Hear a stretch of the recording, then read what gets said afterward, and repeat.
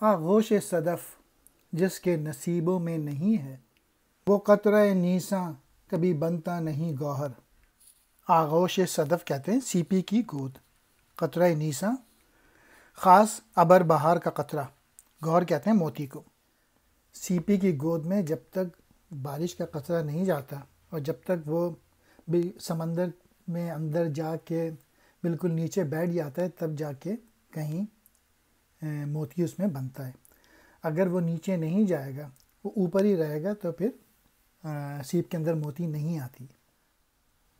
یا اس طرح سے بھی سمجھ سکتے ہیں، اقبال نے کہا کہ جو لوگ آؤٹر اسکور کارڈ کے چکر میں لگے رہتے ہیں کہ آؤٹر بس کہ لوگ جو ہیں ان کو دیکھیں اور ان کی واہ واہ کریں، تو وہ پھر اپنے آپ کو ڈیولپ نہیں کرتے ہیں۔ اصل چیز انسان کا انر اسکور کارڈ ہوتا ہے کہ اندر وہ اپنے کام کر رہا ہوتا ہے، اپنے آپ کو ڈیولپ کر رہا ہوتا ہے۔